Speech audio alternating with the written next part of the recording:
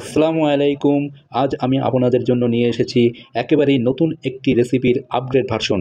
আমরা সাধারণত hotel, restaurant কিংবা বাসাবাড়িতে স্প্রিং রোল তৈরি করার জন্য পাতলা পাতি ব্যবহার করি, কিন্তু এই পাতি বানানোটা সত্যি ঝামেলার। ময়দা গুলিয়ে নিয়ে প্যানে ছাঁকতে হয়, পাতলা রুটি বানিয়ে বেলতে হয়, আবার ছেঁকে নিতে হয়। এই পুরো প্রক্রিয়াটাই সময় সাপেক্ষ এবং পরিশ্রমের। কিন্তু আজ আমি আপনাদেরকে দেখাবো একেবারে ভিন্ন ও সহজ একটি নতুন পদ্ধতি, যেখানে কোনো রকম ঝামেলা ছাড়াই খুব অল্প সময়ে এবং অল্প পরিশ্রমে স্প্রিং রোলের পাতি তৈরি করা যাবে। এটি এতটাই সহজ যে বাসা বাড়ি থেকে শুরু করে হোটেল, রেস্টুরেন্ট যেখানেই হোক না কেন সবাই ব্যবহার করতে পারবেন। সবচেয়ে বড় কথা হলো, এমন আপগ্রেড পদ্ধতি আগে কখনো কেউ দেখায়নি, তাই এটা হবে আপনাদের জন্য একদম নতুন অভিজ্ঞতা। আশা করি আপনাদের ভালো লাগবে এবং উপকারে আসবে। ভিডিওটি সম্পূর্ণ দেখবেন এবং শেষে আপনাদের মতামত অবশ্যই জানাবেন, এবং লাইক, কমেন্ট, সাবস্ক্রাইব করে বেল আইকনটি চেপে রাখবেন, যাতে নতুন কোনো ইউনিক ভিডিও আপনাদের সামনে আবার নিয়ে আসতে পারি। চলুন যাওয়া যাক মূল ভিডিওতে। আসসালামু আলাইকুম। প্রথমে আমরা পারফেক্টভাবে স্প্রিং রোলের শীট বা পাতি তৈরি করার জন্য 500 গ্রাম ময়দা মেপে নেব। এই 500 গ্রাম ময়দার জন্য 250 গ্রাম পানি একটি কাপে বা গ্লাসে মেপে একটি মিক্সিং বলে ঢেলে নেব। এরপর হাফ টেবিল স্পুন লবণ এই পানিতে ভালোভাবে মিশিয়ে নেব। মেশানো হয়ে গেলে ওই 500 গ্রাম ময়দা এই লবণ মিশ্রিত পানিতে আস্তে আস্তে ঢেলে নেব। এবার ময়দাগুলো হাতের সাহায্যে আলতোভাবে লবণ মিশ্রিত পানিতে মেলাতে থাকব এবং একটি ডোতে পরিণত করতে থাকব। ডো তৈরি হয়ে গেলে এটিকে আমরা আধা ঘন্টার জন্য চাপা দিয়ে রেখে দেব। এই ফাঁকে আমরা স্প্রিং রোল তৈরি করার জন্য কিছু সিজনাল সবজি ছিলে কেটে পরিষ্কার করে নেব। পরিষ্কার ছেলা কাটা হয়ে গেলে ভেজিটেবিলগুলিকে আমরা কুচি কুচি করে কেটে নিব এবং সবজিগুলো ভাজার জন্য কিছু কাঁচামরিচ, পেঁয়াজ, রসুন এবং কিছু গোলমরিচ চপ করে নিব। সবজিগুলোর ভিতরে আমি কুচি করে নিয়েছি পটল, গাজর, বরবটি, আলু ও মিষ্টি কুমড়া। সবজিগুলো তৈরি করার জন্য আমরা এনেছি 4-5টা পেঁয়াজ কুচি, 2 টেবিল স্পুন রসুন কুচি, 2 স্পুন গোলমরিচ, কালো গোলমরিচ, আর 2 টেবিল স্পুন চিকেন পাউডার এবং সামান্য লবণ এবং সামান্য কাঁচামরিচের কুচি। সবজিগুলো ভাজার জন্য আমরা একটি চুলা জ্বালিয়ে একটি কড়াই বসিয়ে নিলাম। কড়াইটি গরম হয়ে গেলে আমরা এখানে আধা কাপ সয়াবিন তেল ঢেলে নেব। তেলটি গরম হয়ে গেলে রসুন কুচিটি তেলের ভিতর ছেড়ে দেবো এবং সামান্য নাড়াচাড়া দিয়ে ব্রাউন কালার করে নেব। ব্রাউন কালার হয়ে গেলে পেঁয়াজের কুচিগুলি এবং পরে কাঁচামরিচ দিয়ে আস্তে আস্তে নাড়তে থাকবো। এরপর সমস্ত ভেজিটেবিলগুলো একটা একটা করে সব ছেড়ে দেবো এবং নাড়াচাড়া দিয়ে ভাজতে থাকবো এবং চুলার আঁচটি একটু বাড়িয়ে দেব, যাতে ভেজিটেবিলগুলোতে পানি না উঠে যায়। এভাবে নাড়াচাড়া করতে থাকবো। সবশেষে আমরা চিকেন পাউডার এবং কালো গোলমরিচের গুঁড়া এবং পরিমাণ মতো লবণ দেব, কারণ লবণ আগে দিলে পানি উঠে যাওয়ার ভয় থাকে। এরপর আমরা হালকা নাড়াচাড়া দিয়ে উঠিয়ে ফেলবো, যাতে বেশি বয়েল না হয়ে যায়, এবং ঠান্ডা করতে একটি পাত্রে উঠিয়ে রাখবো।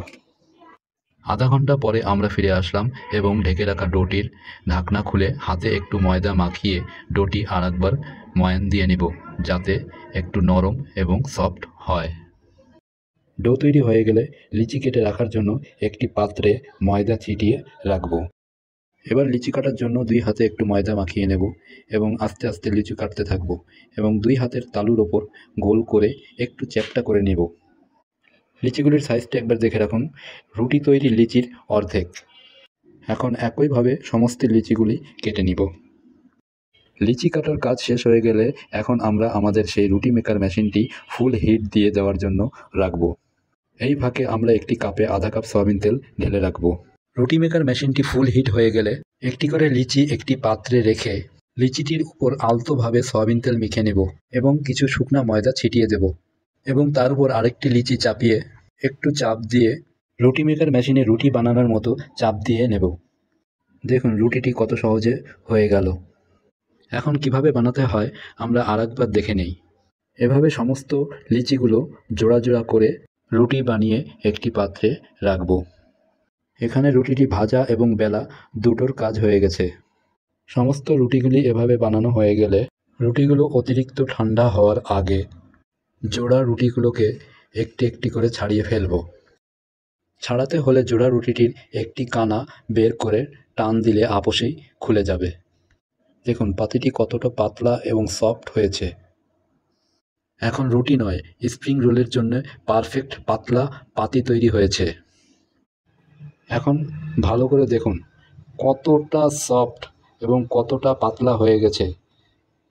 এখন আমার হাতের তালু দেখা যাচ্ছে, একেবারে টিস্যুর মতো।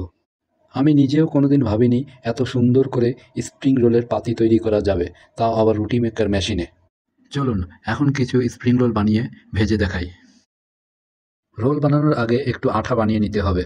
আঠা বানাতে হলে একটি হাঁড়িতে 1 কাপ পানি দিয়ে তার সাথে 3-4 চামচ আটা গুলিয়ে নেব এবং চুলা জ্বালিয়ে এটি উইস্ক দিয়ে নাড়িয়ে নাড়িয়ে আঠা তৈরি করে নেব।